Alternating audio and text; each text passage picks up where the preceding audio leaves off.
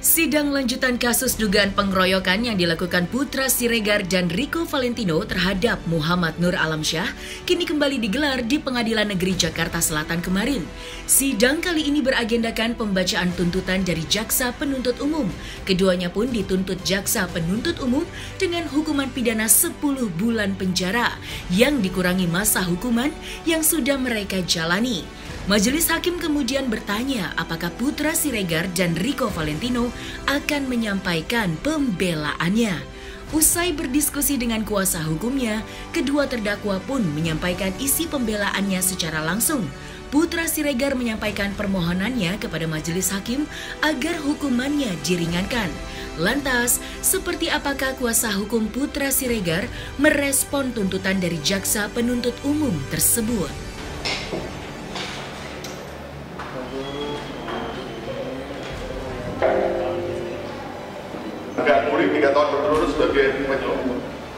Tadi kita dengar semua pembacaan tuntutan dari penuntut umum yang menyampaikan bahwa para terdakwa menurut versi penuntut umum terbukti telah melanggar pasal 170 KUH pidana pengeroyokan sehingga masing-masing dituntut selama 10 bulan tahanan.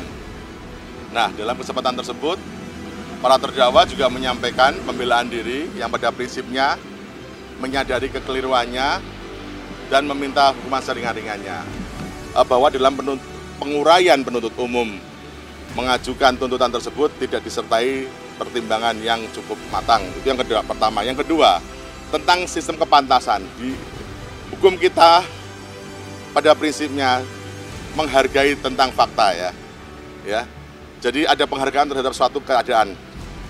Kita mengenal, kita melihat, kita menyaksikan sendiri korban tidak hadir di persidangan.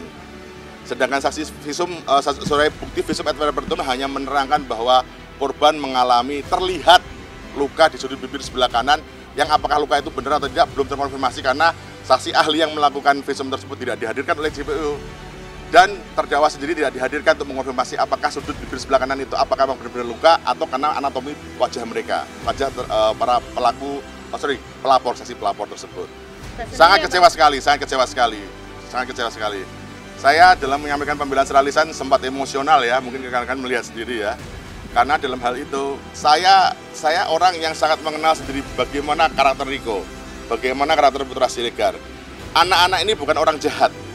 Anak-anak ini adalah orang yang tumbuh tanpa kasih sayang orang tua, bimbingan orang tua, namun berhasil mandiri.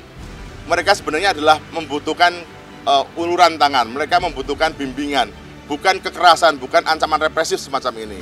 Kami harapkan Putra Siregar kita semua tahu tentang kontribusi beliau di masyarakat seperti apa. Kekayaan dia sama sekali tidak sebanding dengan jumlah uang yang disumbangkan kepada masyarakat. Saya mengkonfirmasi soal itu dan saya sebagai saksinya. Selama ini beliau telah mengabdikan diri ya dengan kontribusi yang luar biasa kepada masyarakat sehingga pada kenyataannya hal itu kami harapkan jadi pertimbangan hakim.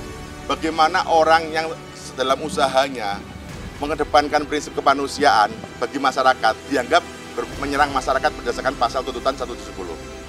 Nah, itu kami ingin mengungkap hal itu sebagai jadi pertimbangan hakim bahwa sejatinya pasal 170 itu tidak memenuhi unsur untuk diterapkan kepada para terdakwa. Siapa di antara kalian yang pernah menjalani hukuman satu hari ada di sel? Tidak ada, ya. Nah, inilah yang tidak terungkap di fakta persidangan, ya. Kita selama ini hanya menjadi seolah-olah adil dengan memberikan hukuman tanpa mempertimbangkan hukuman itu wajar atau tidak, pantas atau tidak, seimbang atau tidak. Jangan-jangan kita sendiri telah berbuat dolim dengan memberikan hukuman yang melebihi batas, seperti itu. Sehingga dalam hal ini siapapun bisa mengkonfirmasi 3 bulan lebih itu bukan waktu yang ringan.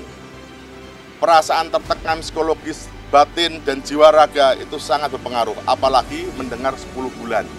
Ya, seperti itu. Tentu itu akan berakibat pada psikologis para terdakwa ya, seperti itu. Apalagi terhadap perkara yang semacam ini. Beda kasus dengan residif yang memang kerjanya seperti itu, memang memiliki niat batin untuk melakukan kejahatan seperti itu sebagai kegiatannya.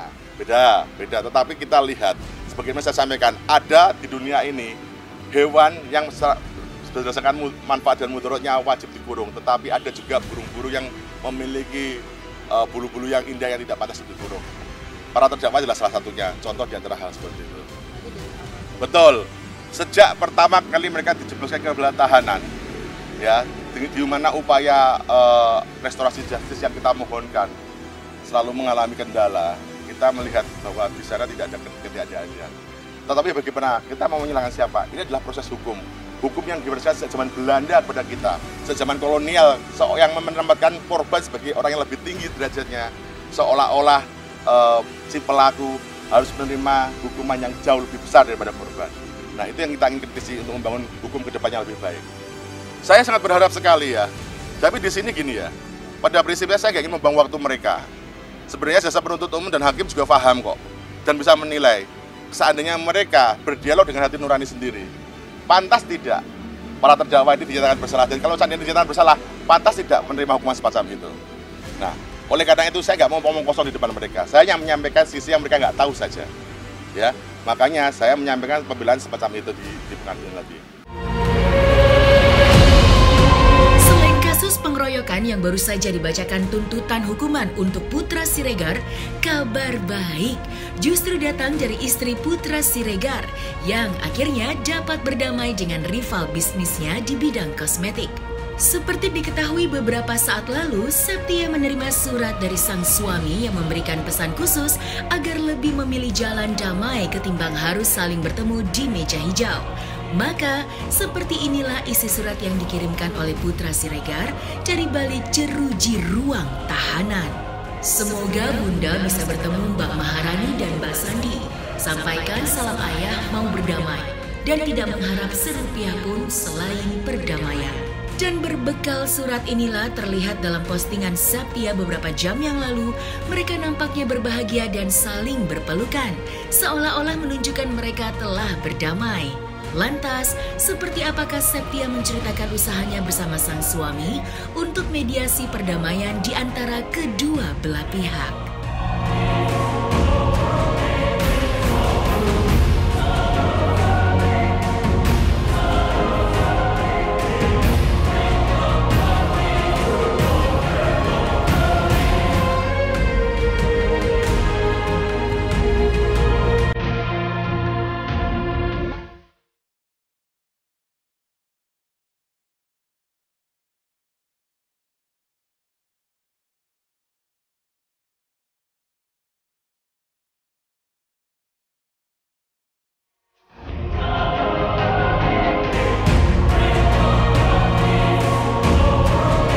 Sejujurnya saat ini saya dan keluarga PS Store sedang fokus soal kasus yang menimpa Bang Putra. Tapi karena berita soal hak paten yang terus melebar, saya rasa saya harus menanggapi itu. Jadi nggak berapa lama ada laporan nih dari Mbak S ke Barreskrim Polri yang menuduh kita menggunakan merek sana tanpa izin mereka dan tuduhan penipuan. Sedangkan yang kita produksi adalah merek PS Store Glow. Lalu Bang Putra dan tim berupaya silaturahmi datang ke kantornya, tapi Mbak S minta agar Bang Putra datang sama saya. Kita udah beberapa kali mediasi pertama, mediasi kedua, itu saya ingat banget waktu itu saya lagi gendong Aisyah bawa ke sana karena Aisyah kebetulan masih ASI, jadi saya harus bawa Aisyah kemana-mana. Datang lagi nih untuk silaturahmi ke kantornya untuk menyelesaikan segala salah paham ini. Dalam pertemuan tersebut kita sampaikan kita tidak ingin ribut, kita juga sudah menghentikan produksi, menarik produk dari beberapa reseller, bahkan Bang Putra sendiri ketika mediasi ingin menyerahkan PS Store Glow itu kepada Mbak S, berharap agar semuanya bisa damai. Tetapi upaya damai tersebut gagal lantaran permintaan dana yang sangat besar. Banyak banget cobaan yang datang, banyak banget fitnah yang datang kepada kami. Suami saya dipenjara, suami saya difitnah, anak saya sakit berkali-kali, tapi saya coba selalu sabar dan coba selalu diam.